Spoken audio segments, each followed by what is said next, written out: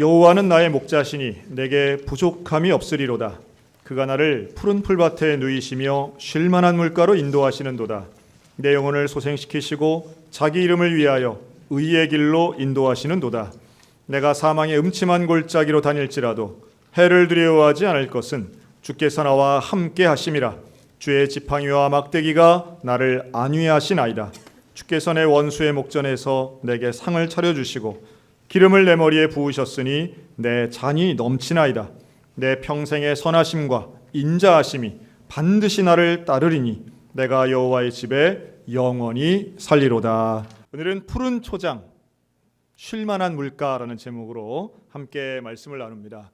시편 23편은 너무도 유명하고 또 자주 설교되기도 하고요. 또 어떤 부분에서는 패러디도 많죠. 사투리 시편 23편도 있고요. 골프장 23편도 있습니다.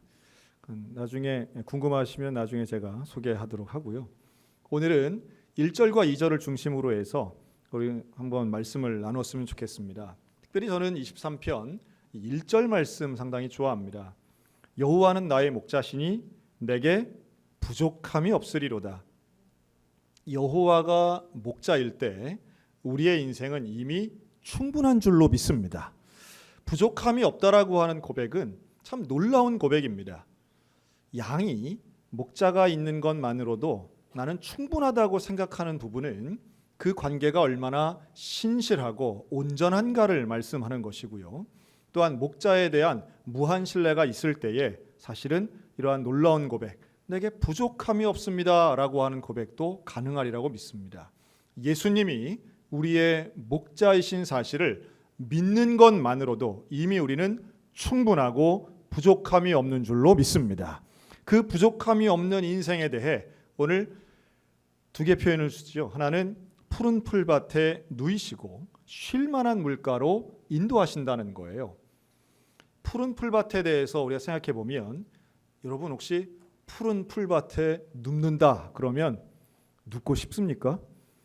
아마 지금 요즘 현대인들은 풀밭에 눕는 건 좀 꺼리는 일 중에 하나가 아닐까 생각이 들어요. 왠지 이제 좀 뭔가 균이 올 것 같고 벌레가 올라올 것 같고 뭔가 문제가 있을 것 같고. 그런데요, 사실은 이 부분 되게 중요한 부분입니다. 푸른 풀밭에 누이시는데 목자가 와서 양이 누울 수 있게 제공해 준다는 의미로 우리가 읽을 수 있겠죠. 그런데 과연 양은 눕는 걸 좋아하겠는가라고 하는 겁니다. 대부분의 동물들은 잘 눕지 않습니다. 또 아마 소나 말이나 이런 거 키워보신 분, 아마 집에 키우는 개나 고양이는 잘 벌렁벌렁 들어 눕는 것 같아요. 그런데 일반적으로 동물들은 잘 눕지 않습니다. 마음대로 눕는 동물들은 좀 따로 있는데요. 먹이사슬의 최상위 포식자들은 그래도 좀 눕는 것처럼 보일 때가 있습니다. 세렝게티의 사자나 밀림의 호랑이 같으면 좀 편안하게 배를 깔고 혹은 뒹굴뒹굴 굴르는 모습들도 볼 수 있는데요. 반면 이렇게 양이나 약한 동물들, 쉽게 먹이가 될 수 있는 동물들은 여간에선 눕지 않습니다. 물론 억지로 눕힐 수는 있겠죠. 그런데 누웠다가 일어나는 것 자체도 좀 힘들고요. 당연히 누워있는 상태라면 맹수가 나타났을 때 도망가기도 시간이 오래 걸릴 뿐만 아니라 스스로 본능화된 거죠. 그래서 좀 졸아도 앞다리를 좀 굽히는 구부정한 자세로 졸든지 아니면 서서 자는 이런 형태를 갖지 완전히 드러누워서 뒤집어지진 않겠지만 눕는 것은 그렇게 흔한 일은 아니라는 거예요. 필립 캐러란 목사님이 미국 목사님인데요.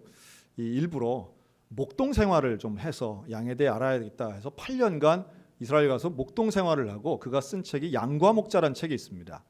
그런데 이 책에 보면 바로 그 목동 생활을 하면서 느끼고 깨달은 것들을 기록하는데요. 이 양이 눕는 거에 대해서 쓴 구절들이 나옵니다. 8년간 목동 생활을 하면서 여간에서 보기 어려운 양이 누운 것을 몇 번 봤다는 거예요. 양이 눕기도 하더라는 거죠.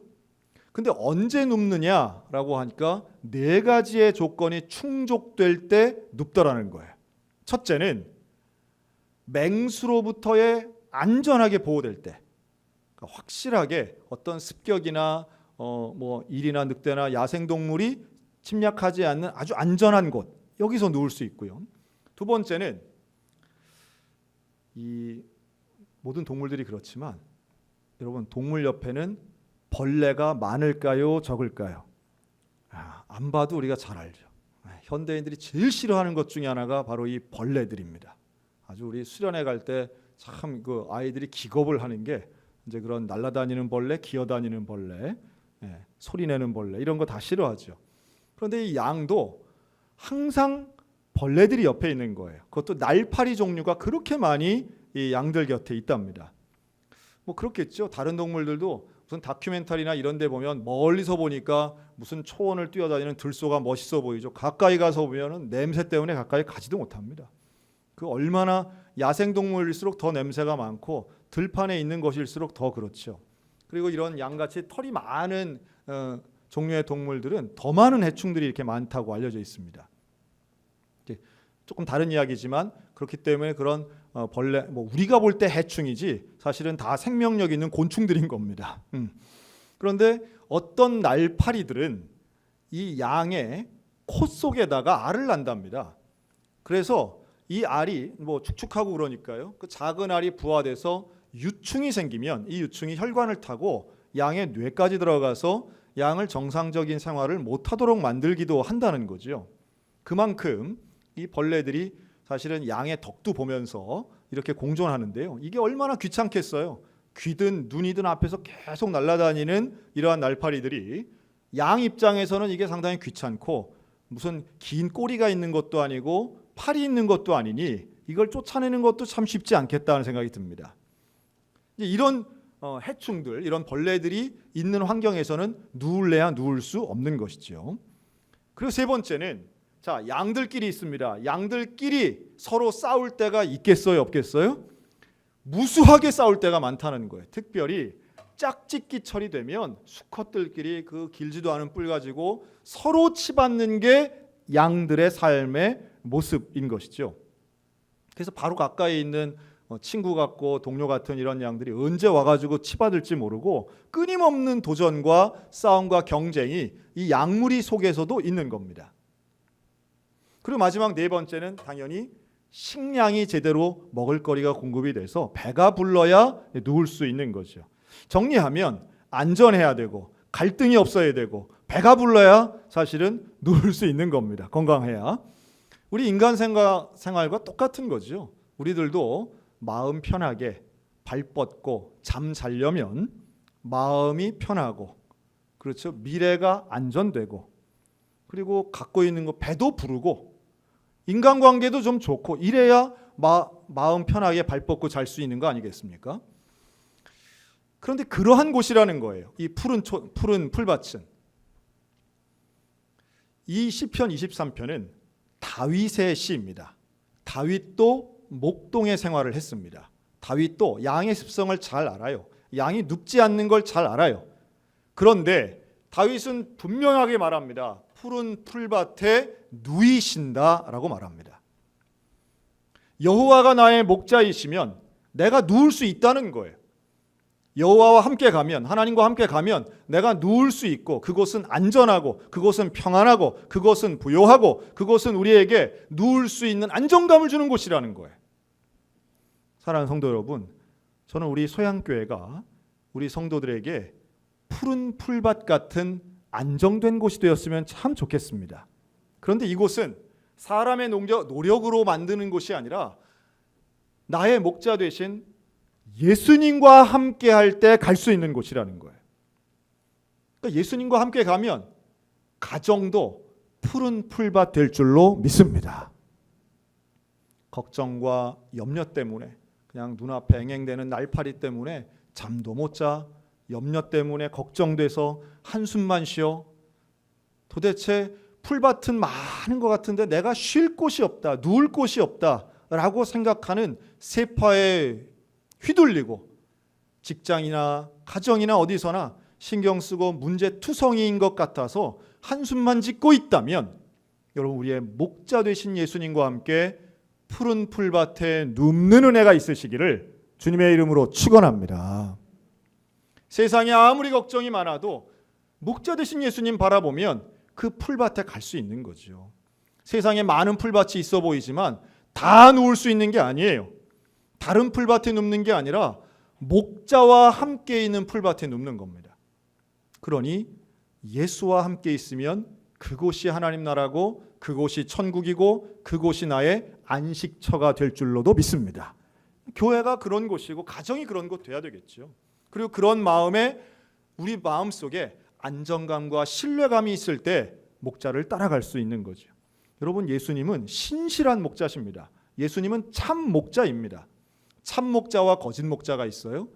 그냥 인간적인 목자는 거짓 목자라고 할 수 있겠는데, 인간적인 목자는 양을 이용하는 겁니다. 양의 고기도 먹어야 되고 털도 이용해야 되고 젖도 짜야 되고, 그래서 그걸 가치화하는 게 인간적인 목자라면, 예수님 말씀하시는 참 목자는 양을 위해서 목숨을 바치는 것이 참된 목자라고 말씀합니다. 예수님은 우리를 위해 십자가에 달리시고 우리를 구원하신 참 목자인 줄로 믿습니다. 그러니 그 목자를 따라가야 되는 거예요. 예수님을 따라가야 우리가 참된 안식을 할 수 있는 푸른 풀밭도 쉴 만한 물가도 만날 수 있는 겁니다. 그러려면, 따라가려면 어떻게 해야 될까요? 잘 들어야 되겠죠. 목자의 음성을 듣고 따라가야 되잖아요. 그리고 목자의 음성을 들을 때, 경청할 때에 그 말씀에 진심으로 동의하고 따라갈 수 있는 믿음이 있어야 됩니다. 어떤 중년의 사장님이 자기 회사에서 회의를 했다고 그러죠. 회의를 하니까 회의하는 중에 또 이제 농담도 섞어가면서 이 사장님이 이제 얘기를 한 겁니다. 아유, 나 때는 말이야. 나 때는 역시 따뜻한 것보다는 아이스가 맛있지. 이러면 거기 앉아 있는 직원들이 막 박장대소를 하면서 그렇게 웃더래요. 막 어떤 여직원들은 막 자지러지 막 깔깔깔깔 웃으면서 아유, 사장님 왜 이렇게 그런 재밌는 얘기를 어떻게 하시냐고 막 웃는데, 저 끝에 한 직원은 팔짱을 딱 끼고 얼굴이 딱딱하게 굳어가지고 전혀 웃지 않더래. 사장님이 물어봤죠.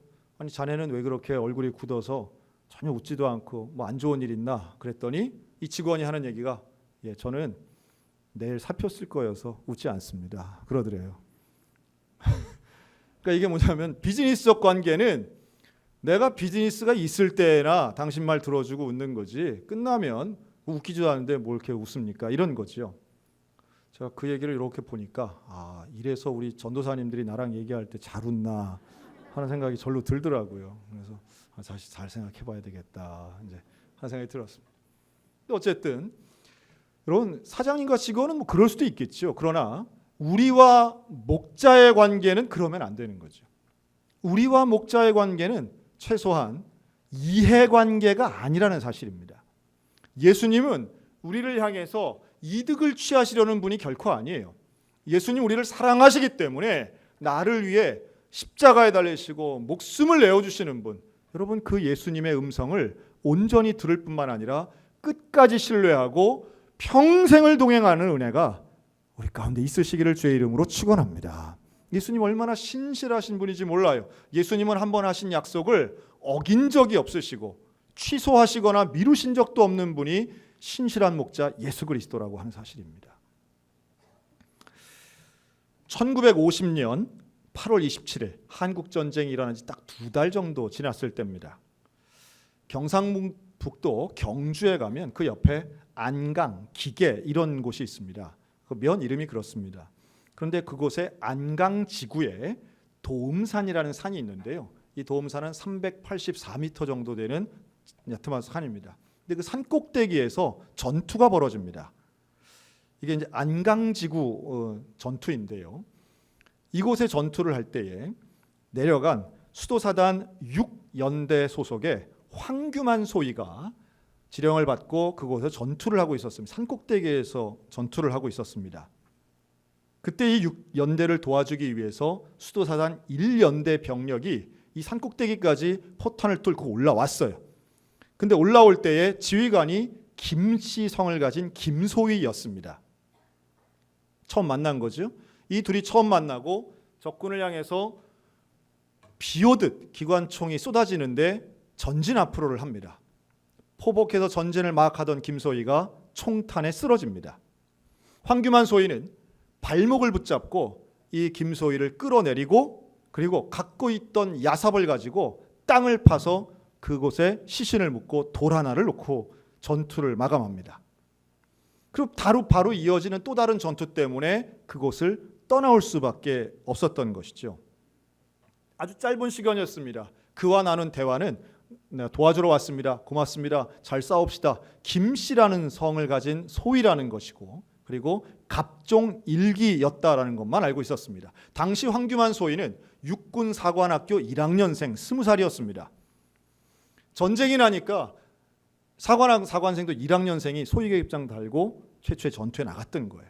여러분, 이 안강지구 전투는요, 당시에 낙동강 전선을 마지막까지 지킬 수 있었던 중요한 전투로 전사에 기록되어 있습니다.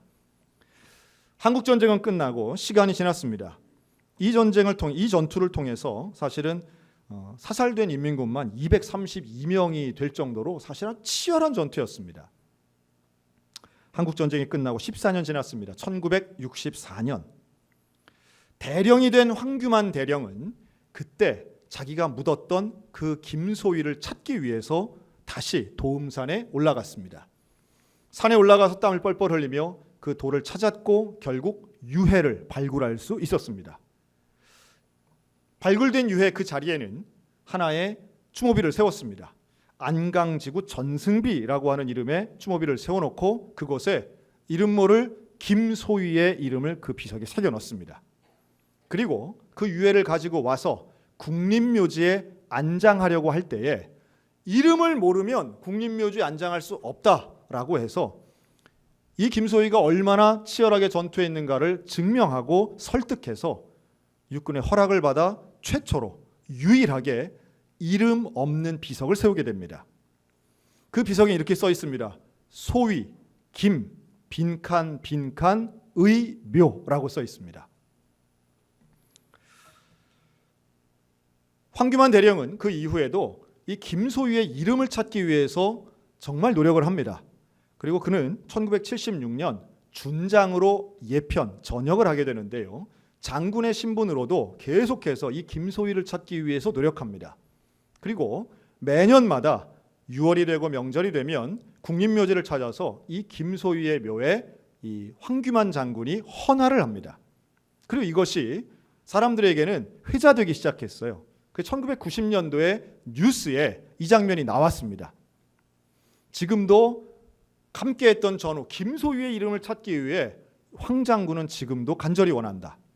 그리고 갑종 일기생들의 도움을 얻어서 결국은 전쟁 난 지 30년 만에 김소위의 이름을 찾아냅니다. 그의 이름은 수영이었습니다.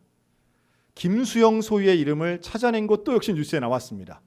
그런데요, 국방부에서는 물론 이름을 써놓는 것도 의미 있지만 이름을 빈칸으로 놓는 것도 최초의 비석의 의미가 있다 싶어서 지금까지도 국립묘지에는 이름 없는 비석 유일하게 한 개가 있는 거죠. 그리고 바로 지난주 6월 23일이었습니다. 황규만 장군은 만 90세의 나이로 이제 사망하게 되는데요. 돌아가시면서 이분이 유언을 남깁니다. 나는 내 전우의 옆에 묻히고 싶다. 사실은 그에게는 무공훈장도 있고 별을 단 장군이었기 때문에 국립묘지에 가면 장군묘역이 따로 있습니다. 그런데 이 황규만 장군은 장군묘역이 아닌 넓고 여유 있는 그곳이 아니라 자기와 짧은 시간 함께했던 전우 김수영 소위의 옆에 일반 묘역에 묻히게 됐고요. 그 장례 현장이 지난주에 나온 거예요. 제가 그걸 보면서 참 멋있는 분이다. 그리고 참 군인다운 분이고 자기의 말에 신실함을 지킨 사람이구나.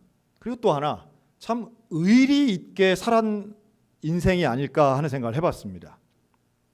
군인도 한 개인도 사람 하나와의 약속이나 신실함을 지키기 위해서 일생을 통해 헌신하기도 하는데, 여러분, 우리 예수님은 그 신실함이 온전하실 뿐만 아니라 우리를 향하신 예수님의 신실하심은 영원히 의지하고 영원히 믿을 만한 대상인 줄로 믿습니다. 예수님의 신실함은 의심할 여지가 없어요. 예수님은 우리의 모든 필요를 아시고 나의 개인의 소중함을 아시고 나를 당신의 생명보다도 더 사랑하시는 분이라고 하는 거예요. 그래서 우리를 인도하십니다. 우리를 이끄십니다. 푸른 풀밭으로 인도하시기도 하고 쉴 만한 물가로 인도하시기도 합니다.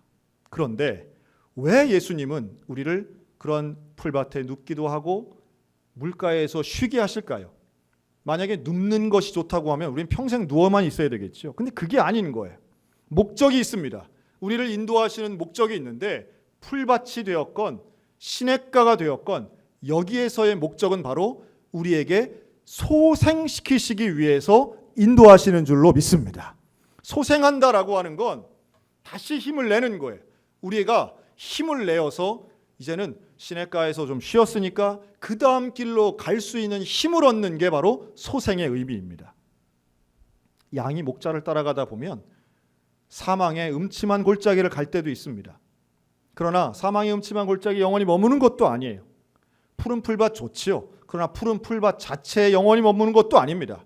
우리는 우리 삶에 있어서 가장 중요한 부분은 목자 되신 예수님과 동행하는 일인 줄로 믿으시기 바랍니다. 그 예수님과 동행하여 가는 거예요. 그리고 예수님과 함께 가면 그 어디든 우리는 소생하는 힘으로 다시 힘을 낼 수 있고 일어설 수 있고 부활의 신앙 가지고 다시 시작할 수 있다는 겁니다. 지난주에 제가 마른 뼈 이야기했죠. 여러분, 마른 뼈를 살리시는 그 하나님의 은혜가 오늘 우리들의 삶의 자리에서도 다시 한번 소생케 되는 은혜를 허락하실 줄로 믿습니다. 요한복음 21장에 보면 시리에 빠진 제자들이 나옵니다. 베드로가 대표적이죠. 그런데 그 베드로를 예수님이 찾아오세요. 찾아오셔서 아침을 준비하십니다. 숯불에 구운 떡과 생선을 주시면서 이리 와서 먹으라. 이리 와서 먹으라. 어떻게 살아가야 할지 막막했던 베드로, 다시 빙글빙글 돌아서 원점으로 돌아온 것 같은 실패자의 마음을 가지고 낙심하고 있던 베드로에게 예수님의 초청은 다른 게 아닙니다. 최소한 베드로에게는 그곳이 푸른 풀밭이었고 쉴 만한 물가였던 거죠. 예수님을 만난 이후에 베드로는 다시 힘을 냅니다. 다시 사도로서의 사명으로 소생케 되는 역사가 일어났다는 말씀이에요. 여러분, 우리에게 예수님을 만난다는 이야기는, 예수님과 함께 한다는 이야기는 바로 낙심의 자리에서 다시 소생케 되는 자리로 부활의 신앙으로 일어난다는 걸 의미합니다. 여러분, 오늘 이 예배를 통해 우리 모두가 다시 소생케 되는 은혜가 있으시기를 주의 이름으로 축원합니다. 유명한 예화가 있어요. 이 카네기, 철강왕 카네기의 예화인데요. 이 카네기가 자기 집무실이나 화장실에 걸어놓는 그림이 있다고 그러죠. 근데 그 그림은 유명한 화가가 그린 것도 아니고 뭐 보면 평범한 그림인데 그냥 배 한 척 이렇게 그려져 있는 그림입니다. 근데 이 카네기가 젊은 날 그 그림을 샀다는 거죠. 가장 낙심하고 실패하던 바로 그때에 길에서 우연히 본 그 그림을 사가지고 똑같은 걸 몇 개 더 그려서 걸어놨다는 거예요. 근데 왜 그 그림을 샀느냐 하면 그 그림에 화가가 쓴 구절 하나가 있는 거죠. 이렇게 배가 해변에 딱 그냥 쓸쓸하게 낡은 배가 하나 있는데 밑에 이렇게 써 있다는 거예요. 반드시 밀물은 온다. 반드시 밀물은 온다. 그러니까 이게 젊은 날 카네기에게 지금은 내가 이렇게 힘들고 낙심되고 어렵지만 결국은 내게 또 기회가 온다, 이런 뜻으로 받아들였다는 거죠. 오늘 우리에게 지난 6개월 생각하면 야, 어떻게 이런 일이 있는가, 어떻게 이렇게 낙심되고 어떻게 미래가 보이지 않고 이런 일들이 우리나라에게 있는가. 뭐 우리나라뿐 아니라 전 세계가 경험하고 있는 특별한 일들을 지금 우리는 매일마다 경험합니다. 하지만 하나님의 은혜는 반드시 우리와 함께하는 줄로 믿습니다. 목자 되신 예수님과 함께 있다면 우리는 뒤돌아봐도 하나님의 은혜를 통해 감사하다고 고백할 수 있는 것이지요. 왜요? 매 순간마다 예수님이 우리와 함께 하셨기 때문입니다. 그래서 1절의 결론인 거예요. 여호와는 나의 목자시니 내게 부족함이 없으리로다. 여러분, 이건 그냥 하는 말이 아닙니다. 예수님이 나의 목자시라고 하는 이 놀라운 사실을 믿고 깨달은 사람만이 할 수 있는 고백이고, 이것은 억지로 하는 감사가 아니라 마치 내 잔이 넘치나이다 고백하는 내용처럼 감사가 넘치는 거예요. 알면 알수록, 생각하면 생각할수록, 예수님을 바라보면 바라볼수록 우리에게는 감사와 기쁨이 있고 평안과 놀라움에 감동이 있는 것이고, 예수님을 사랑하면 사랑할수록 우리 마음은 부족함이 없는 줄로 믿습니다. 가장 위대한 게 뭘까요? 여러분, 가장 위대한 것은, 우리에게 있어서의 감사의 제목 중에 가장 위대한 것은 저는 일상이 유지되는 일이다라고 생각이 듭니다. 물론 구원받은 게 제일 감사한 거죠. 그러나 우리 현실 사회 속에서 일상이 유지된다는 것은 얼마나 위대한 일인지 몰라요. 우리는 무슨 특별한, 하늘에서부터 남들이 한 번도 경험하지 못한 특별한 좋은 것이 있어야 행운이라고 생각하지만 그렇지 않아요. 우리가 매일매일 살아가는 일상이 유지된다는 것, 이건 기적과도 같은 일이고 너무도 놀라운 감사할 만한 제목인 겁니다. 아마 지난주 뉴스 보셔서 아시겠지만 지금 안산에 있는 유치원에서 어린이들이 용혈성 요독 증후군이라는 질병 판정을 받고 지금 100명 넘는 아이들이 식중독 증세와 60명 가까운 아이들이 지금 이 증세로 상당히 심각한 질병이더라고요. 이게 장출혈성 대장균 감염증, 뭐 이름이 길어서 그런데요. 좀 심각한 단계에서는 평생 이제 투석을 하고 살아야 된다. 좀 그럽니다. 근데 원인도 지금 명확하지 않아요. 같은 유치원 어린아이들이 지금 집단으로 발병한 것이기 때문에 이것을 알아듣기 쉽게 그냥 햄버거병이라고 말한다고 그러죠. 익히지 않은 패티를 먹어서 미국인들에게 많이 생긴 병인데, 이게 지금 그런 진단을 받고 학부모님들이 얼마나 하늘이 무너지는, 여러분들 보니까 아마 처음 듣는 얘기다 이런 분위기인 것 같아요. 하여튼 나랑 햄버거랑은 상관없다 아마 이러신 분위기인 것 같은데, 안산에 있는 제법 큰 규모의 유치원입니다. 선생님까지 합치면 300명 넘는 그런 유치원인데요. 거기에 있는 100명 넘는 어린이가 지금 입원해서 지금 검사받고 치료받고 있습니다. 여러분, 이것은 제가 이걸 말씀드리는 건 물론 당연히 기도해야 될 일이고 학생들뿐만 아니라 아마 교사들까지도 지금 얼마나 당혹스러울까 하는 생각도 해요. 책임을 져야 할 부분들도 물론 있겠죠. 그러나 또 어떤 의미에선 너무도 많은 가정의 일상이 완전히 지금 무너진 겁니다. 상상하지도 못했던 일들이에요.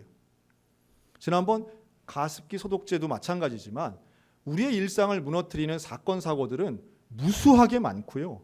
언제 어떤 일이 벌어질지 아무도 보장할 수 없는 시대에 우리는 살고 있습니다. 과거도 그랬고 지금도 그렇고 앞으로도 그럴 겁니다. 저는 작년에 읽었던 구글에서 나온 보고서 하나가 참 인상 깊었습니다. 작년에 제가 읽은 그 구글 보고서에서는요, 구글이 지금 하고 있는 연구 프로젝트 중에 평균 수령 500년 사는 연구를 하고 있다는 거예요. 500년. 야, 놀랍지 않습니까? 그런데 의학과 과학의 힘으로는 이게 불가능한 게 아니라는 결론이 그 보고서의 결론이었습니다. 그래서 놀라운 것은 제가 그걸 읽은 지 1년도 안 돼서 지금 미국은 가장 많은 코로나 확진자와 가장 많은 사망자를 내고 있는 나라가 된 거죠. 의학도 가장 발달했지만 그러나 중요한 것은 아무리 과학이, 아무리 의학이 발달해도 결국은 우리가 예상하지 못하고 예측하지 못하는 문제들은 얼마든지 있을 수 있다는 말씀을 드리는 겁니다. 관심이 있어서 저는 매번마다 이 온라인 서적을 통해서 코로나19에 관련된 서적을 늘 이렇게 서치하곤 하는데요. 지금 너무도 많은 책들이 나와서 사실은 다 읽을 수도 없습니다. 너무도 많다는 건 뒤집어 생각하면 확실한 건 별로 없다는 거죠. 아무도 예상하지 못합니다. 여러분, 1년 전에 오늘날 우리가 지금 이런 어려움을 겪을 줄, 전 인류가 동시에 하나의 문제를 가지고 이렇게 어려움을 당할 줄 누구도 예상하지 못했습니다. 그렇다면 앞으로의 우리의 인생 속에는 이거보다 더 큰 문제 혹은 더 힘든 문제도 얼마든지 있을 수 있다는 걸 깨달아야 되는 것이지요. 죽음의 어두운 골짜기, 우리는 언제나 인생길 가운데 걸어갈 수밖에 없습니다. 하지만 그럴 때 우리가 믿고 의지하고 신뢰할 수 있는 대상은 오직 하나, 우리의 목자 되신 예수님뿐인 줄로 믿으시기 바랍니다. 그 예수님을 우리는 의지하는 거예요. 그 예수님 바라보는 거예요. 그 예수님과 함께 내 인생길 걸어가려고 결단하는 것입니다. 물론 우리의 삶의 현장에서는 눈앞에 있는 날파리 같은 게 어렵지요. 저 멀리 있을 것 같은 맹수도 두렵지요. 내가 이렇게 발 뻗고 자면 되나 하는 그런 안타까운 그런 속상한 마음들도 분명히 있을 거예요. 하지만 목자를 바라보면 상황은 달라집니다. 시편 42편 기자는 이렇게 고백합니다. 하나님이여 사슴이 시냇물을 찾기에 갈급함같이 내 영혼이 주를 찾기에 갈급합니다. 그러나 5절 결론은 달라요. 내 영혼아 내가 어찌하여 낙심하며 어찌하여 내 속에서 불안해하는가. 너는 하나님께 소망을 두라. 그가 나타나 도우심으로 말미암아 내가 여전히 찬송하리로다. 여러분, 주님은 우리 책임지실 수 있는 분인 것 믿으시기 바랍니다. 예수님은 우리를 사랑하시고 우리와 함께 하시고 우리를 인도하시는 분이십니다. 세상이 아무리 바뀐다 할지라도 예수님 사랑은 변하지 않습니다. 그 예수님, 목자 되신 예수님 바라보며 오늘도 나는 부족함이 없습니다. 예수님이 나의 목자시라면 나는 부족함이 없습니다. 신실하신 주님의 음성에 귀를 기울이며 오늘도 푸른 풀밭이든 쉴만한 물가든 음침한 골짜기든 주님과 동행하며 넘치는 은혜를 경험하는 우리 믿음의 성도들 다 되시기를 주의 이름으로 축원합니다.